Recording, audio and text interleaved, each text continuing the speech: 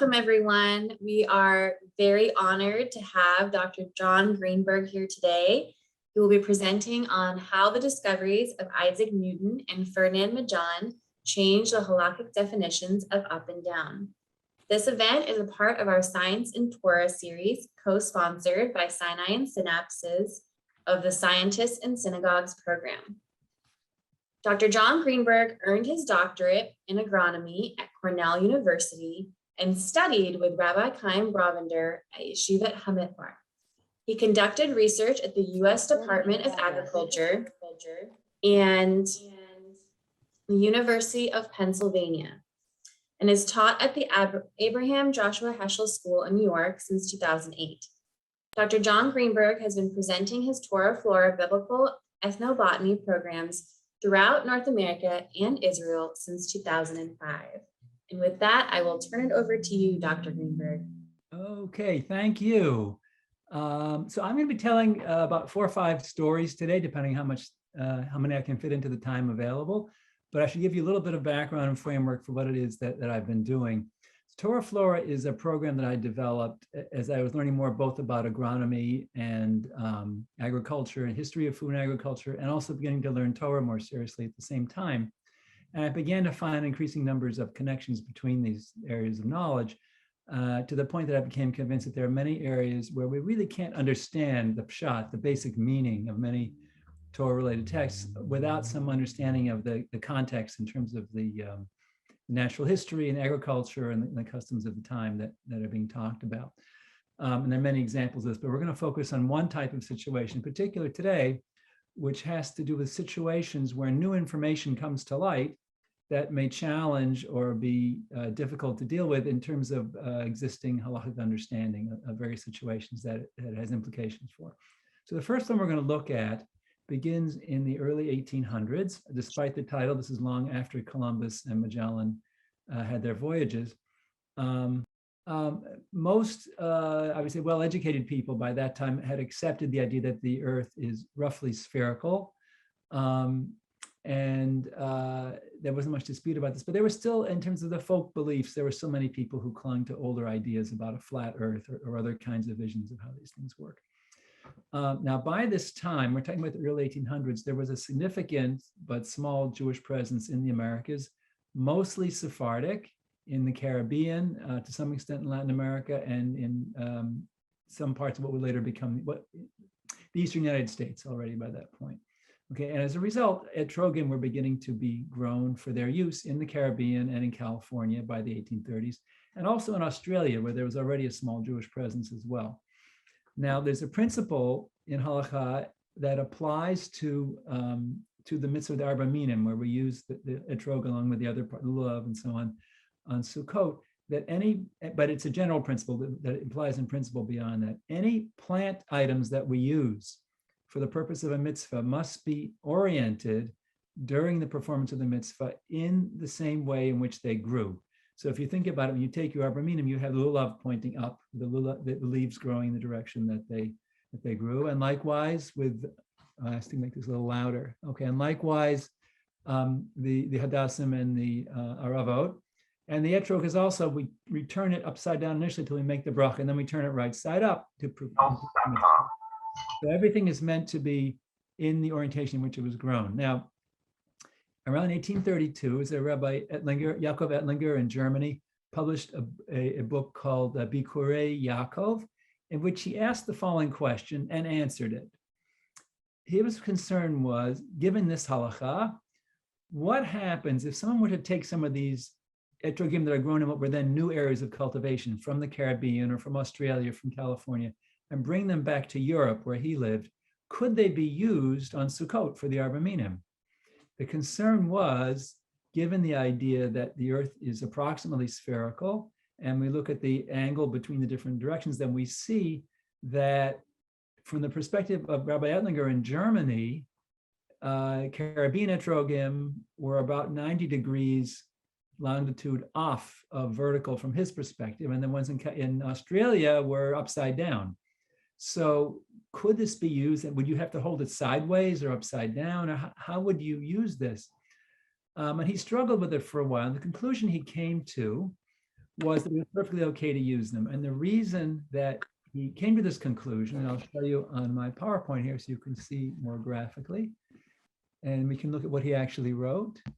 Here we go. Okay, here. Okay, so what he suggested was that we have to overcome an earlier subjective concept of up and down. And this was certainly sufficient for earlier generations. However, once we understand the shape of the earth, and that's Magellan there, and Newton, of course, contributing a new idea that objects do not fall when they're unsupported simply because it's in the nature of objects to fall, which was the earlier belief, but rather because there is a force acting on them, and large masses produce large forces. Planets such as the Earth produce a large force that we call gravity, and it pulls other masses in from all directions, as you see on the right here. So which way is up and which way is down? The earlier way was defined subjectively. If I stand up, down is toward my feet, and up is toward my head. Well, that's fine for your immediate experience, but as you can see on the right there, the person on the top here, for example, this woman in the purple shirt here, so her up is, of course, the down of the person on the bottom here, and vice versa. Now, this is something we all learn in elementary school nowadays and take for granted, but it was a new idea for many people who are not steeped in secular knowledge. And Rabbi Chaim concluded that we should simply redefine up and down then from the subjective definition to a more geographic, more physical one, physics-oriented one in his day. And on this basis, we are permitted to use heterogram from anywhere in the world. And we can actually have a translation here, which I will show you in just a moment here, of his actual words. Okay, I don't have the original text, but there's bibliography. It was distributed. You can look up the original if you like. Here, let's take a look at what he actually said. Okay, here we go. All right, now let's share that. This one, okay.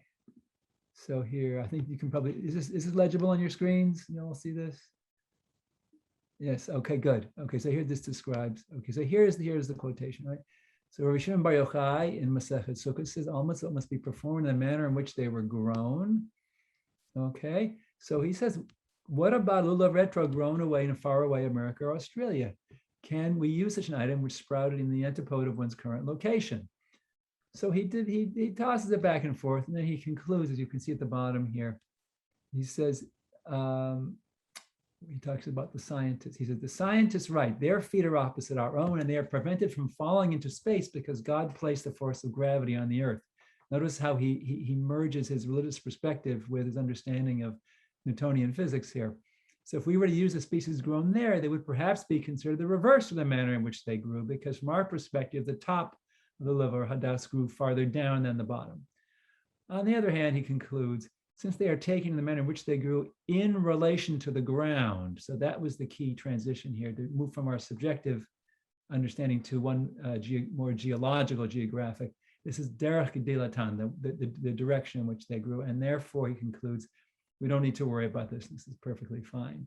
Unfortunately, in the bitter debates of the 19th century and with the nascent reform movement on hostile terms with more traditional rabbinic authorities, this became an object of ridicule in reform circles, and later was defended by other rabbis who claimed that this was a legitimate question. And unfortunately, there was more heat than light here, because you can see in his words, he concluded that there's no concern at all. But people who are looking for trouble were able to find it. So this, I think, is a model for many of these disputes, these challenges to traditional understanding. If you're looking for trouble, you can find it. But in many cases, you don't have to. You can find solutions that will work just fine. So what is the basis for this kind of reconsideration? He doesn't give any authority here. Let's stop sharing. We don't need to see this the whole time. He doesn't cite anyone, as you can see there, for the authority, for permission to do this, to reinterpret a classical understanding. But there are numerous authorities who support this approach. For example, a classic one was early on articulated by Rabbi Sadia Gaon. So this is back in the Gaonic period, late after the Roman, but early medieval, I guess we could say, what was sometimes called the Dark Ages. And he identifies 4 situations in which, is that a note from me there? No, that's earlier. Okay, 4 situations in which you might need to change the way you understand a biblical verse or some statement in the Talmud. Let's take a look at what they are. Okay, so I'm going to bring that up. Let's see, here's Sadia. Okay, so we want to share this one. Here it is. Okay, so here he says, well, in general, we should understand the pshat, the plain sense of any biblical text. He says, except for those that cannot be so construed for the following 4 reasons. So what are the exceptions? Number 1, you may be rejected by the observation of the senses. If you have a pshat, an interpretation of a biblical passage or a statement in the Talmud that just is a plain conflict with everyday experience, we know that can't be right. It doesn't mean that the Torah is wrong. It means your understanding of it has to change. So it's a challenge to raise the bar on our understanding. Second possibility, it's negated by reason. It just makes no sense. It may not be something we observe the contrary, but it just is illogical. We can't accept the concept that seems to come out of there. Okay, and then 2 other possibilities. If we have another verse somewhere that seems to contradict it, then we need to either find a non-literal understanding of one of these 2 conflicting statements, or find some other way to harmonize them, which the Talmud does quite often. And finally, he has one more reservation. He says, if we have a traditional understanding of a particular verse that's codified as a Masorah, then we do not change this. So for example, the fact that Torah says 3 times that mixtures of meat and milk are forbidden, we have an understanding that there are 3 specific prohibitions there: cooking them together, eating them together, or obtaining any benefit from the mixture. So if there's a specific traditional interpretation like that, then with halachic consequences, we keep that. But in these other situations, he permits us to change our understanding. So many cases where science seems to challenge our traditional understanding, this doesn't mean that science is in conflict necessarily with Torah. It may mean that we need to reinterpret some aspect of the Torah so it makes sense in the context of our experience. What was reasonable for earlier generations may not be reasonable for our own. Here's an interesting example where this sort of went back and forth. Another one also related to the etrog, but a different issue. The Talmud discusses, let's look at I have this in translation just to make it easier for everybody to see, the relevant verse here in Vayikra about the Arba Minim. Okay, so here's the basis of our Arba Minim, and you can see this is familiar to many of you, right? The fruit of a beautiful tree, pre-eitz hadar. Hadar just meaning beautiful. Hidor is to beautify. So what is this beautiful tree? Well, that's a question. So the Talmud asks in Masechet Sukkah, what is this beautiful tree and how do you know? So various explanations are given of why it should be the etrog. Different midrashim, one based on, interestingly enough, midrash based on the Greek word hidor, meaning water, where we get hydro from, and therefore because it will accept all kinds of sources of water. The other one, that hadar, it stays on the tree a long time, up to 2 years. So it's hadar, that it dwells on the tree. Various midrashim like this. What we do not see is any minority opinion. There is no one in the Talmud who says, no, it's not the etrog, it's this other thing. They consider, could it be a pepper? And then decide that's black pepper, that's ridiculous, it's so tiny. But no one actually says that it is. They just explain why it's not. So the Rambam says, well, in a situation like this, and cites this example in particular, when there is no minority opinion, we treat this as something as equivalent to halacha mimoshe b'Sinai. It's something that has always been the practice of the Jewish people from the time that we got this mitzvah. We never used anything but an etrog for this purpose. So that's where things stood until the late 1800s. At that time, a scientist in Russia named Vavilov developed a new field of study. He became interested in the origins of all the domesticated plants and animals that we use in agriculture. Where do they all come from? And he did various kinds of research, genetic and historical and so on, and tracked them down to what he called several centers of origin.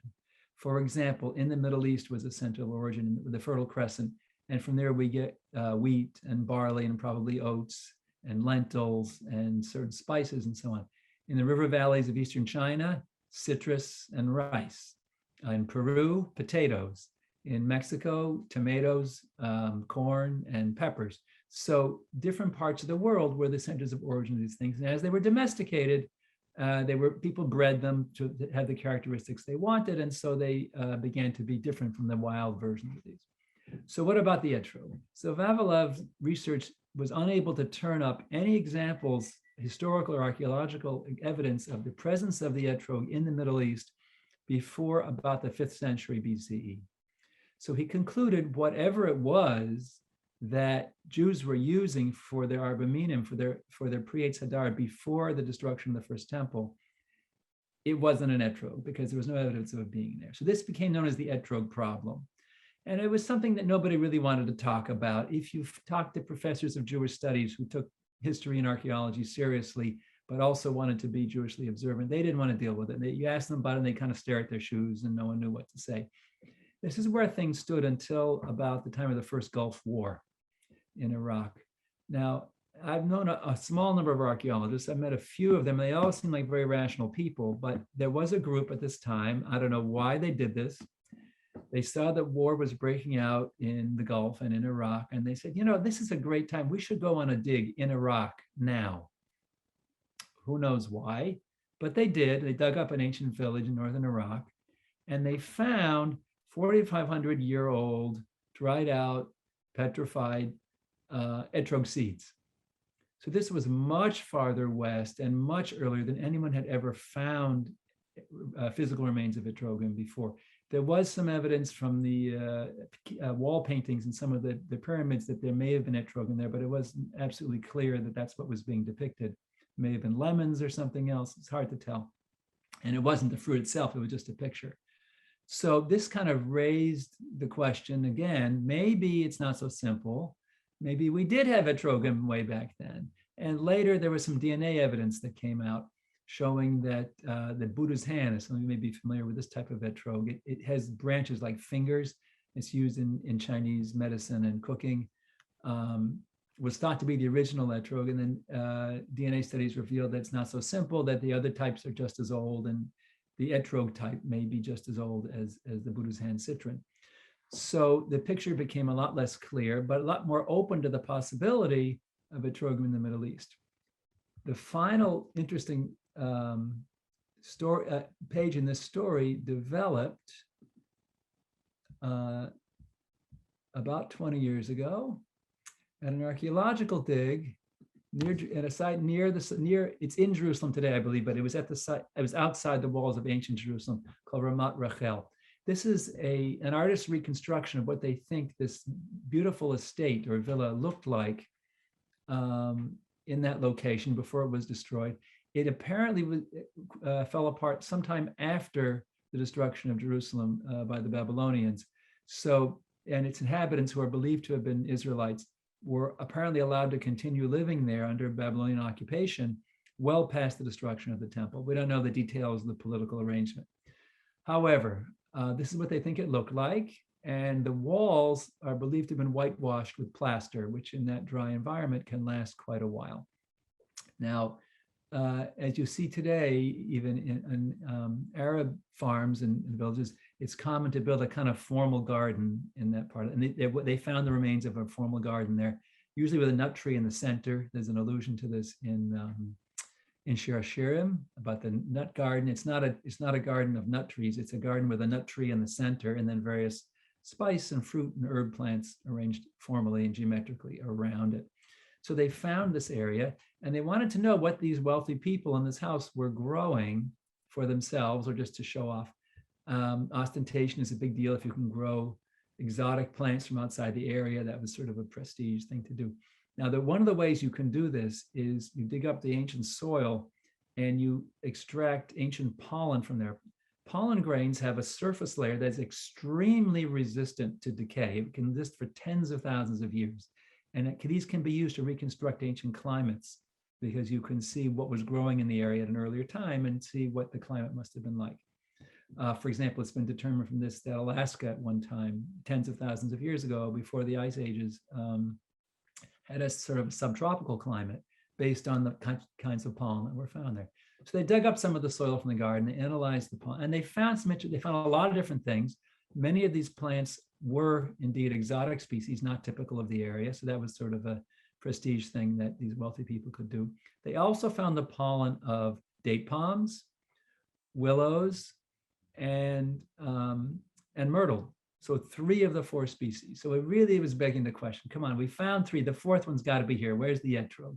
Did they really have the etrog at the time of the destruction of the first temple before Babylon thought they did? So they weren't finding it in the garden soil, and someone had a very clever idea. As I mentioned before, the walls of this building were whitewashed with plaster. And one of the archaeologists had an idea. He said, you know what? It could be that some of this plaster was applied in the springtime. And if it was, any pollen that was in the air at the time floating around could have gotten stuck in it. And if we take samples of the plaster, maybe we can extract pollen of other species that we didn't find in the soil. So they did exactly that. You can dissolve away the plaster with an acid, and the pollen is resistant to it. And sure enough, they found it. They found etrog pollen. So this is late First Temple period now, etrog pollen in Jerusalem. So that was really clinching evidence. Now, at this point, if we were in a live event, somebody would say, yay! And I would say, why are you saying yay? This is what I call the Rorschach test, or attitudes on science and Torah. What are we concerned about here? Do we need to wait for an archaeologist to give us the okay before we get our Arba Minim? Are we concerned maybe it wasn't there? The Rambam says we have everything we need. The Talmud has one opinion, we all follow it, that it was etrog. Science requires physical evidence. It doesn't appear on demand. It appears when you dig and dig and you find it. And sometimes you don't find it, or sometimes someone finds it 100 years later. So science will eventually come up with a very solid story, but it may take a long time to get there. And while we're waiting, we have the Gemara, we have the Rambam, we have our traditional understanding of that passage from the Torah that tells us to use Prietz Hadar, which we understand to be an etrog. So what else do we need? Now, not everybody agrees with this. Some people feel better about it when they get some confirmation from science. So you can look at this in many different ways. Is it a test of Emunah? Is it a test of your attitude of science? My feeling is, science will get there on its own terms. It has its own integrity, and so does Torah. And we should feel comfortable and secure in using the traditional etrog as our ancestors always have. When the scientists discover evidence of it, they'll believe it too. Whether they will actually become observant at that time is anybody's guess. My guess is probably not. Okay, so that's the etrog problem. Here's another one about another sort of long-standing controversy. This one's more like about 500 years controversy. With the appearance of the Zohar in the Tzfat period, a whole new publicly available mystical trend in Judaism became much more available and popular, and it became widely popular at that time, especially after the downfall of Shabtai Tzvi and disillusionment, and people sought mystical explanations of what was going on. And a debate developed that really to this day continues. How do we understand the Talmud? So the sort of Litvish tradition, the Lithuanian tradition is, it means exactly what it says.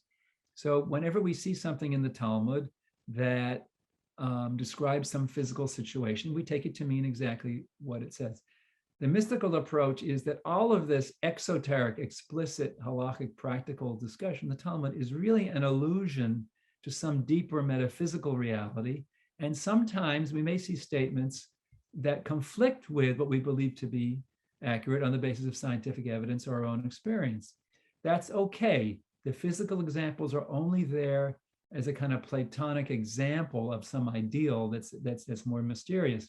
It doesn't really matter whether that claim of physical reality is accurate or not, because the real subject of study in the Talmud is something deeper and metaphysical that is only known to the Mekubalim. And so we shouldn't worry about the exoteric, the explicit, concrete kind of implications. Now, there are also other aspects besides mystical and rational. There's also arguments that we can understand in terms of social policy and other kinds of approaches.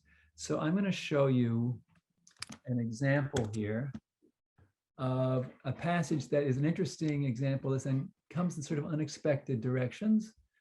This is from Masechet Horayot, which is not widely read. It's a small Masechta of what in legal terms are called dicta. So let me set this one up for you to see, and we'll take a look at this. Really, this is a weird passage. Some of you have already had dinner. I apologize to you. Those of you who are in earlier time zones, this shouldn't be such a problem if you haven't eaten yet. It's a little gross. Okay, here it is. So here I have it in the Aramaic and the English here.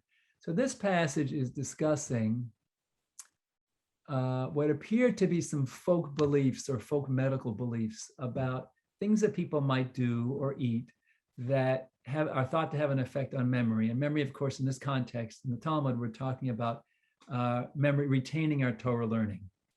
Okay, so let's, for the sake of time and so everybody can understand, we're going to focus on the English part here. You see the Taf Resh at the beginning of the Hebrew there, Tanu Rabbanan, meaning the rabbis taught in a baraita. That's a post-Mishnaic statement that didn't make the cut to get into the Mishnah, but it's recorded in the Talmud, in the Gemara. Okay, 5 things that can cause someone to forget their learning. Number 1, if you eat something that a mouse or cat has nibbled on, not that we'd ever do that. Number 2, someone who eats an animal's heart. Number 3, someone who often eats olives. So you can see in the Aramaic, haragil bezeitim, someone who is accustomed to or who regularly eats olives. Someone who drinks bath water. This does not mean what it sounds like. It's not as disgusting as that. It probably refers to water that was heated up because they didn't have hot and cold running water, heated up for a bath and was left over. It wasn't used in the bath. So you had all this extra hot water that was still clean.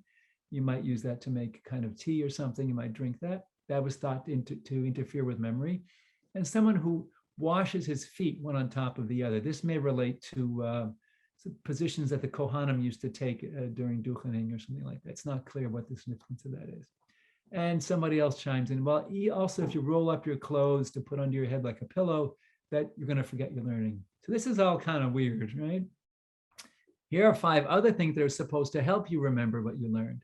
Eating bread that was baked by putting the dough directly on the coals, or even better, the coals themselves, obviously after the fire has gone out. Number 3, a cooked egg without salt.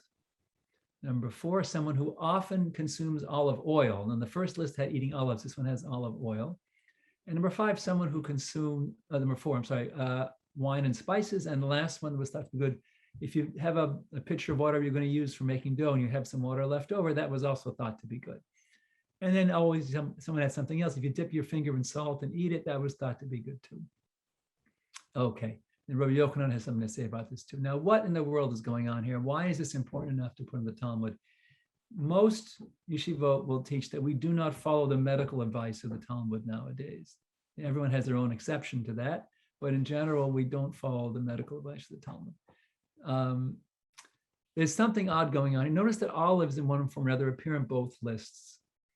So in the first list, it's someone who eats olives. That's supposed to be someone who will forget their learning. Someone who consumes olive oil will retain their learning. Does anyone notice? Let's see, we need to unmute people. Let's try using the chat for this to avoid too much noise. So, is there any other way that those 2 items are distinguished in these lists from the other items? Do you see anything about olives here or olive oil that's different from what it says about the other items? If you see something, put it in the chat. Let's see if we can spot it. Ragil, Hodi says Haragil. Right. Everything else is someone who does this. For olives, it says one who often or regularly does this, who's habitually eating olives or olive oil. So what's the significance of this? So to understand this, we need some social context here. Okay, olive oil goes back to very early times. As far as we know, very early on in the Middle East, people used olive oil for cooking and also for oil lamps for light. Avraham Avinu almost certainly had food fried in olive oil. So it was very Jewish. Remember, this is the Roman times we're talking about now in the Talmud. It was very Jewish, very traditional to consume olive oil. Can you think of an example of anyone in Tanach who eats an olive? Is eating olives ever mentioned as a vegetable in Tanakh anywhere? There is no example. Why is that? It was Romans who figured out that although everyone knew that olives are very bitter and almost impossible to eat when they're fresh, if you treat them with a solution of lye or concentrated salt and many changes of the water, you can leach out the bitter substance that makes them so awful to eat and soften them up, what we call curing the olives today. And they discovered how to cure olives. That was a Roman invention. So that was, without question, kosher, but goyish, right? It was not Jewish. So here's an interesting case where it's really social policy rather than mysticism, but it's interesting that maybe this bizarre list of folk practices is really telling you something deeper. And the clue here is the ragil, the habitual part of it, the olives and olive oil. All right. Is it okay to eat olives? Of course. Is it okay to eat olives all the time? That's probably not a great idea. What's it telling you here? It's not enough to observe halacha, to stay within the limits of halacha.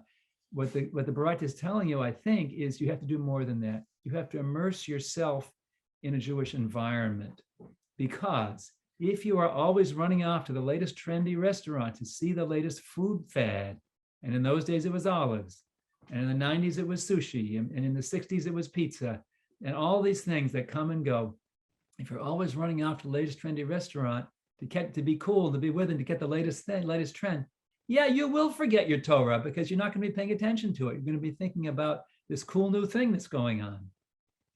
If you consume olive oil regularly, you're eating what would have been thought of in those days as sort of Hamish Yiddish cuisine, right? If you can put Yiddish in the mouths of Roman period Jews, that this was tradition. So the idea was, it's not enough just to follow the letter of the law, but you have to keep your cultural and social context Torah-oriented as well. So here's an example where, ironically, the scientific and historical information that the mystically inclined are often very skeptical of seems to reinforce the idea that there is a deeper concept here, and it's not just saying what you would get on the surface here, that these were folk practices or medical beliefs of the time.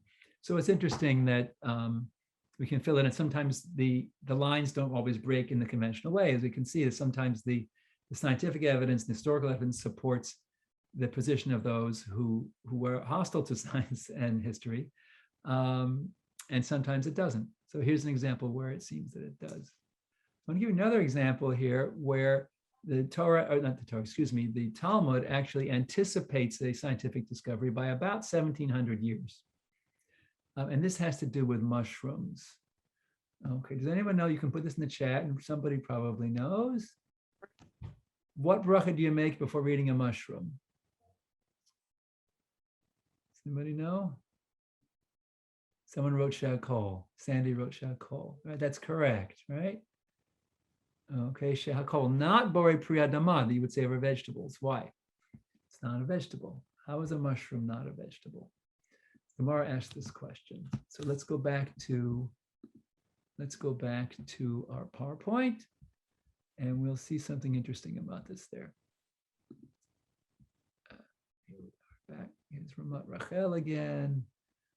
Okay, and let's skip. Okay, so here's a statement from the Talmud. According to Israel, right? Shakol ni'avaro. Why? It says because they are not pri hadama, they are not vegetables.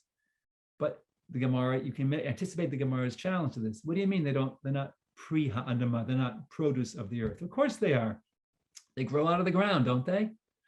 Yes. So the Gemara answers, it's true that they physically grow out of the ground. That's where they're located. That's what they're attached to. But they are not produce of the earth in the same way that plants are. Plants, you put a seed in the ground, or it gets there naturally, right? The seed sprouts, the roots absorb water and nutrients from the soil. Eventually it produces green leaves. They didn't know about photosynthesis back then, but we would say it performs photosynthesis. And the plant nourishes itself by absorbing carbon dioxide from the air to make sugars and mineral nutrients from the soil that it needs as well. But fungi don't do that.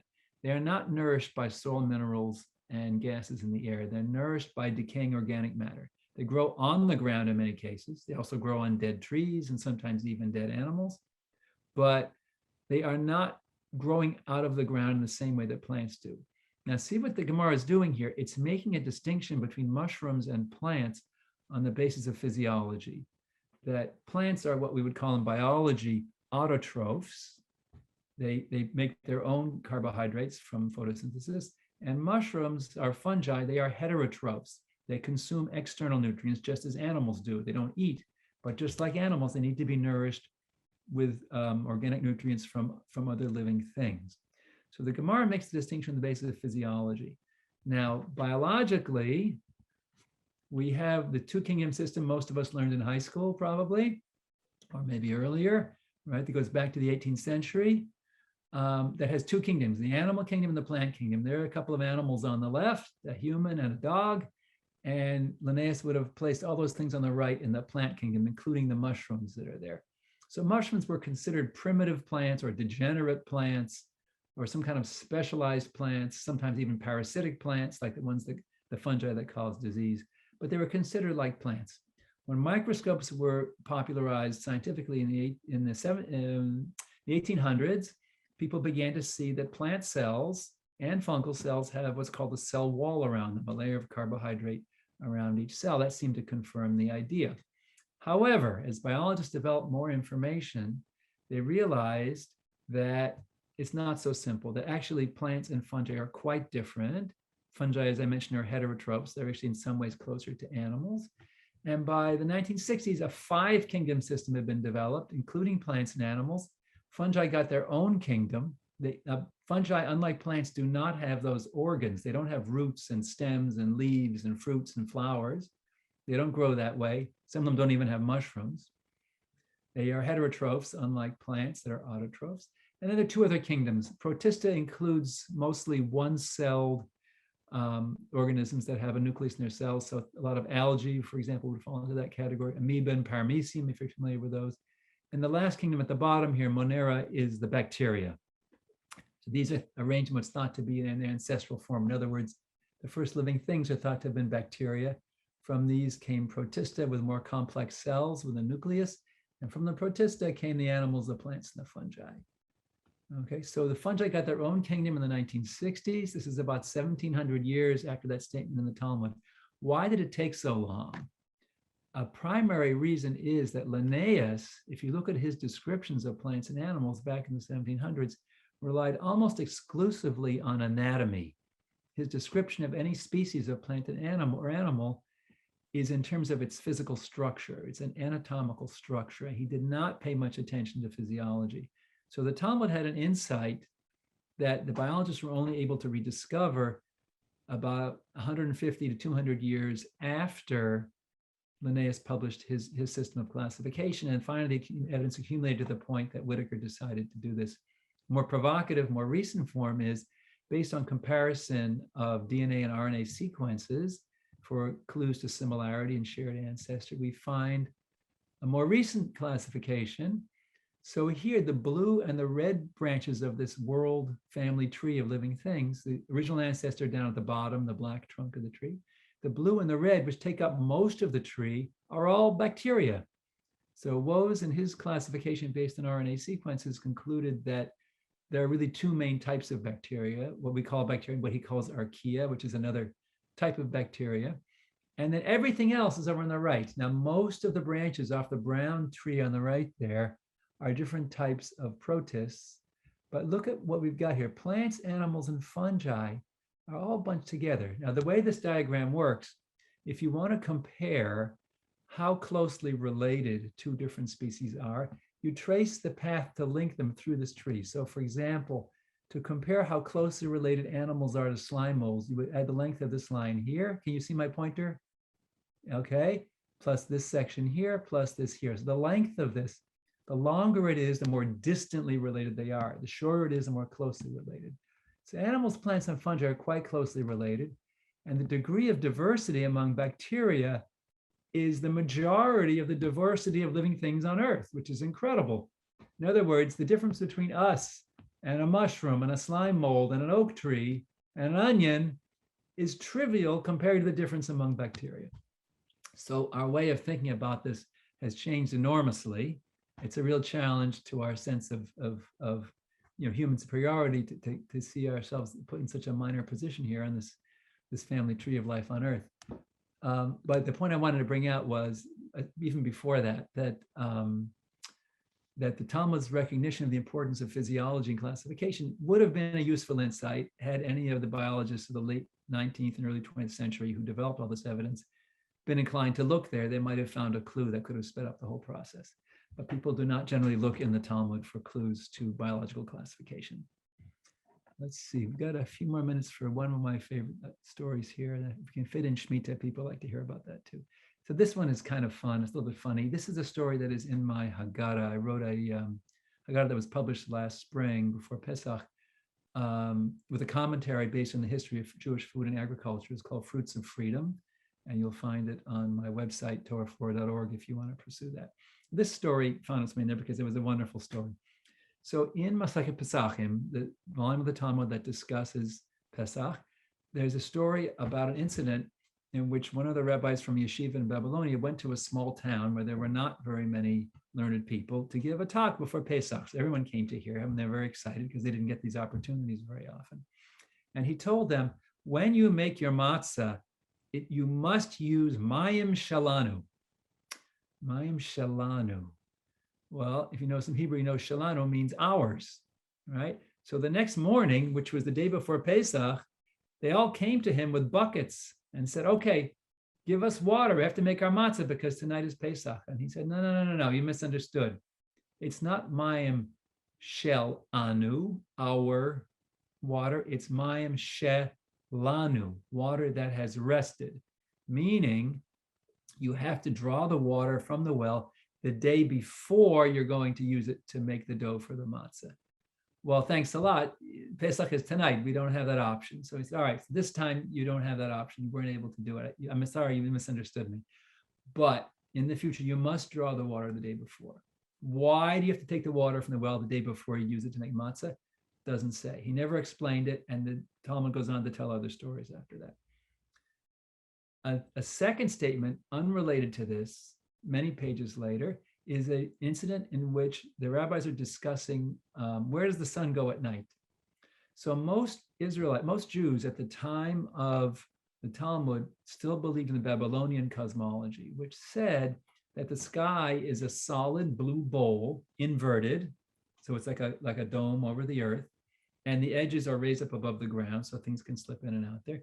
During the daytime, the sun slips under the edge on the eastern edge of this bowl and traverses the inner surface of it from east to west, and we see it against the sky. At sunset, the sun slips out from under the bowl, goes back from west to east during the night on the outside of the bowl, so we don't see it, so it's dark here on Earth, and then comes back in the morning. That was the predominant belief among Jews at that time. It's the Babylonian idea of how the solar system works.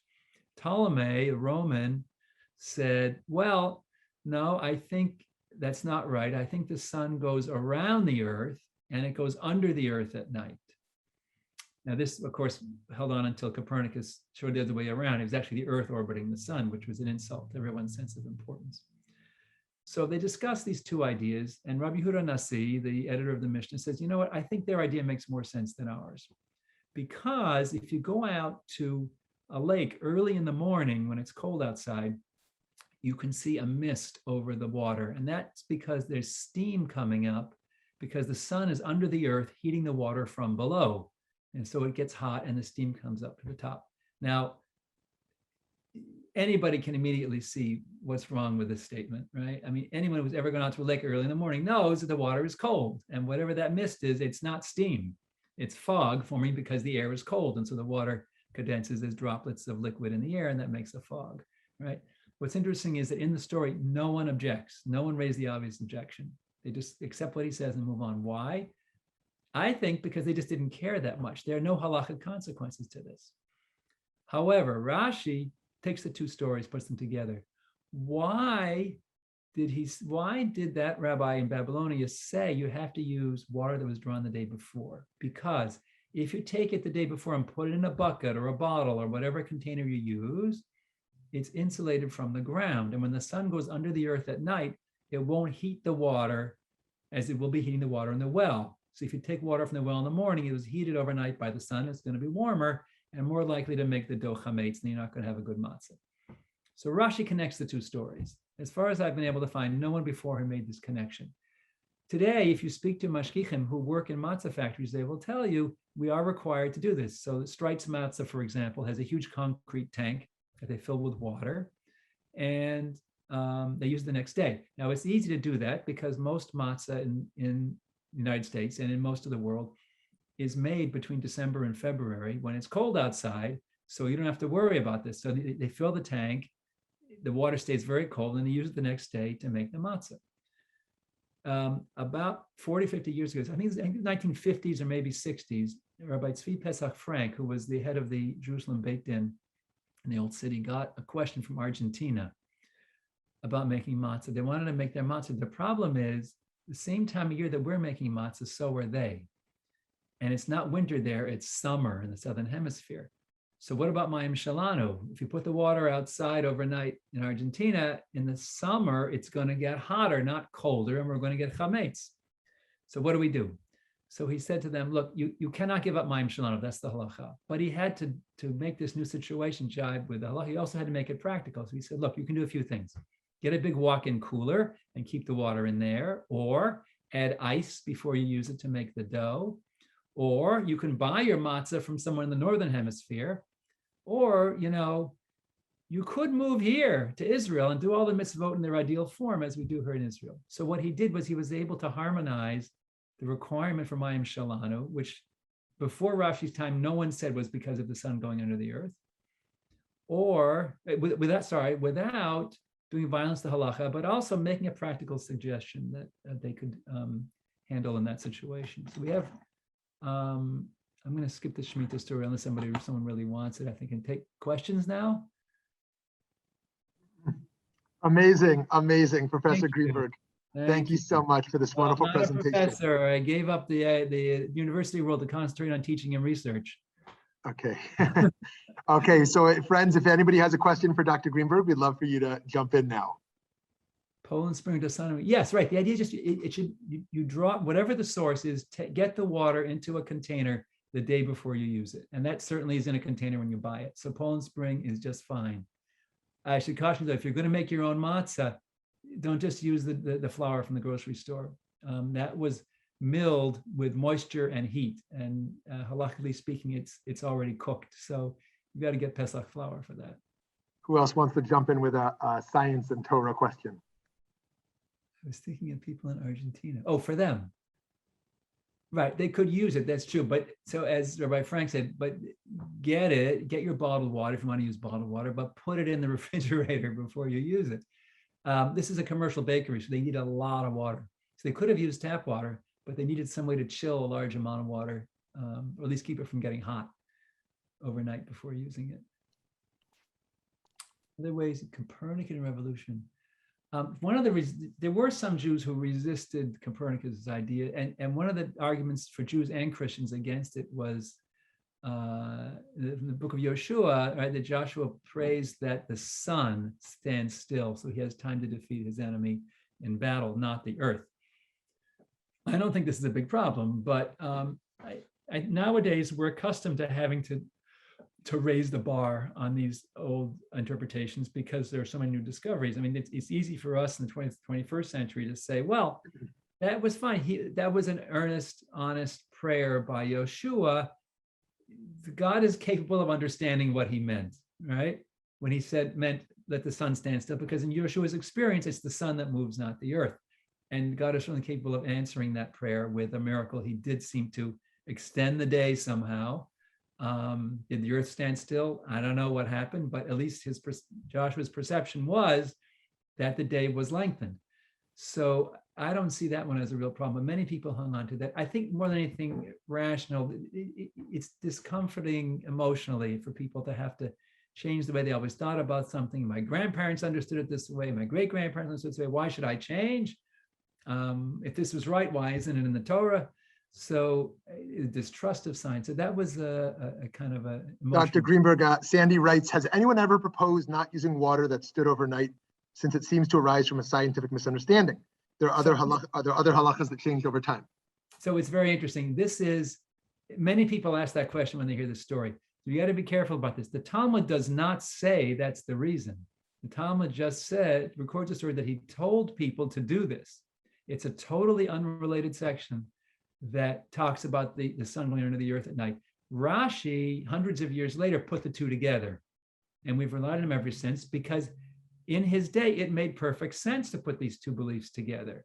Even people who thought who accepted the Ptolemaic solar system would accept it. So it wasn't really a problem. But we don't really know where this halacha came from originally. We just have this halacha. There are many halachot like this that we don't have a specific reason or source for. So just as we can't say, it doesn't make sense to say that it's because of the sun warming the water overnight. we don't really know all we can see is that can't possibly be the reason. It just doesn't make sense anymore to believe that. So we don't know what the reason for this is. So we continue to do it. And all the kosher certifying agencies require the mashgichim to make sure this is being done. Dr. Greenberg, what are some examples where we often think of religion moving too slow in some ways to adapt to scientific discoveries? What are some cases where Torah maybe moved too fast and then science backtracked and Torah had to backtrack as well? Well, the first is easier to think of. One of the classes, of course, is evolution. People don't like this. It's something, this is, for some reason, this has really seized hold of the American imagination. It's interesting. I read once about Rosh Yeshiva in Israel, when it first became popular for young Americans to spend a year learning in Israel. And the Rosh Yeshiva were saying, what is this with the Americans with science and Torah? We don't even think about that much over here. In Israel, it's politics and Torah. That's the issue there, right? What is going to be the role of Torah in Israeli politics?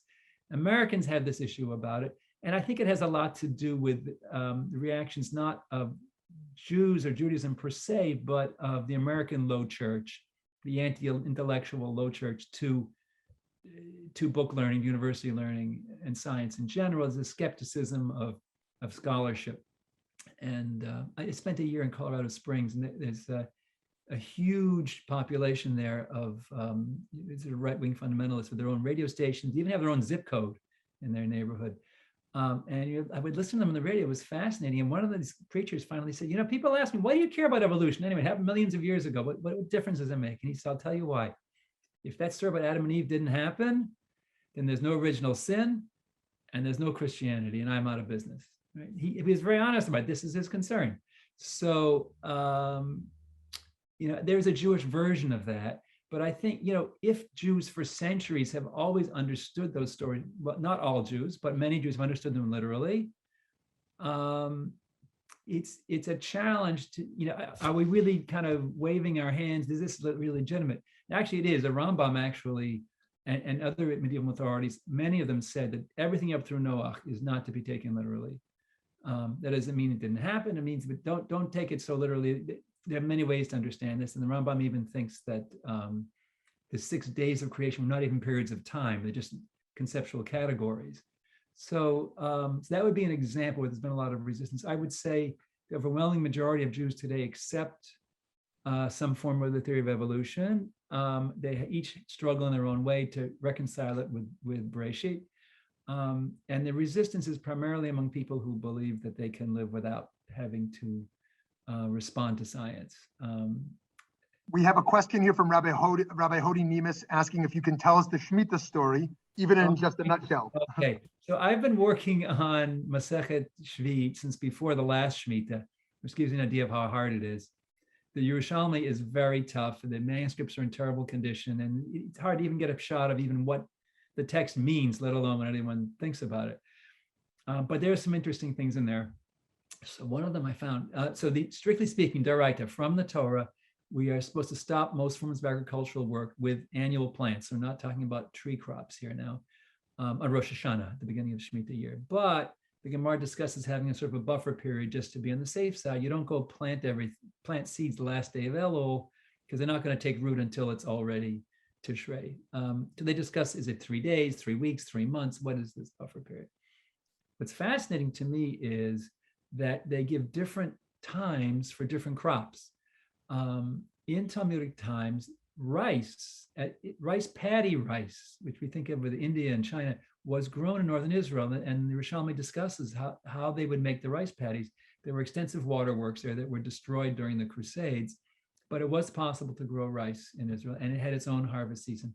Now, people would also harvest aquatic reeds for use in making, not only for the schach on top of the sukkah, but to make baskets and mats and all kinds of daily things that were made out of reeds. The time to harvest the reeds is later in the fall, in Cheshvan or in Kislev. And the Gemara actually says this is an exception. You can harvest these after Rosh Hashanah, even though the Shemitah year has begun. You can harvest the reeds later in the fall, which is fascinating. And it's a kind of self-referential halacha, because not only is the halacha being flexible here to reflect the agricultural conditions that they're harvested later in the year, The reeds themselves are physically flexible and are a popular basis of midrashim that we see about the virtue of flexibility. And we read in Mishlei, it would be you should be flexible like a reed and not rigid like a cedar, and so on. So it's a thing that kind of embodies its own virtue. It's a little bit of sort of natural philosophy, where the reeds are physically flexible and the halacha on their score is also flexible to allow us to harvest them during Shemitah. Okay, the question about backtracking, I'm not sure what, that's difficult. I'm not sure what that would be. Well, one thing I could say about that, so we had this idea that I was advancing here that we have to change our pshat sometimes based on contemporary conditions. We can look at earlier times when people did this as well. For example, if you look at the Hertz Chumash, which is based on ideas from the late 19th and early 20th century,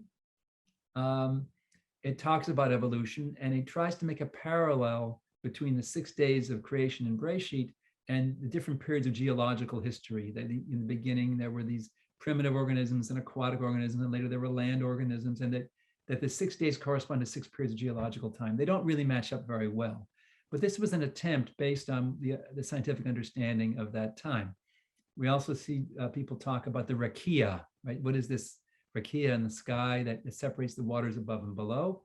And there was an attempt at one time to identify it with the ether. So there were 19th century harmonizers of science and Torah. No one believes in the ether anymore. That's a discredited hypothesis. So sometimes the scientific explanations based on the knowledge of a particular time become quaint or obsolete as science evolves, and then we have to come up with new explanations. So I like to tell my students, I understand the rakia as the heat of vaporization of water. It's the energy required to convert it from a liquid to a gas. So the upper waters is water vapor and the lower is the liquid. Now someone will come along in 20 years and explain why that's a silly idea and it means something else altogether, but that's fine. We have to live on our own time. And that's why it's okay for Rashi to talk about mermaids, and it's not okay for us. So we have time for just the last 2 questions in the chat. The first one says, how did our concept of heaven shift after the Copernicus revolution? Yeah, so I think the idea that was tenable in earlier centuries that olam haba, that heaven is something above the physical heavens, that there's a place in the sky somewhere, and we see it in humor and folklore, but it's very difficult for anybody to believe that anymore. So I think our concept of heaven in the sense of olam haba or Gan Eden is more of an abstract concept now, that in disembodied souls will enjoy this realm of delight, but it's not in a physical location. And the final question says, isn't the natural inclination for people who study science and Talmud to discard the Talmudic explanation with the proven scientific facts? I would say it's a common inclination. I think it's an unfortunate one because what I would like to see, what I've been sort of advocating here is for some creativity to raise the bar. When we think we find conflicts, we need to work a little harder to maybe find a new pshat or to understand that the science of today is not only different from the science of yesterday, it's different from the science of tomorrow too. And have some humility about, I wouldn't say scientific facts. We don't use that word much in science. I would say scientific theories, which means hypotheses with lots of support, but they can always be overturned. So I think we have to remain skeptical. And if we believe that emet is emet, then we will find some ultimate understanding for the two of them. So I want to show you just my last slide briefly. Oh, here it is, before we quit. So if you find this sort of thing interesting, I want to invite you to look at my website. You can learn there about the Haggadah at torahflora.org. You can join my email list if you like for announcements of my events and publications and things like that. I'm planning to be in Southern California in February. And that's another option. Okay, so I wanted to get that in there. Well, thank you very much for your time, Dr. Jon Greenberg. Thank you for everyone who attended. And this was absolutely an honor to learn with you today, the depth of knowledge that you provided. Sure. Thank you so much. I was glad to join you all today. I hope you all enjoyed it. Thank you. Have a good day, everyone. Be well. Bye-bye.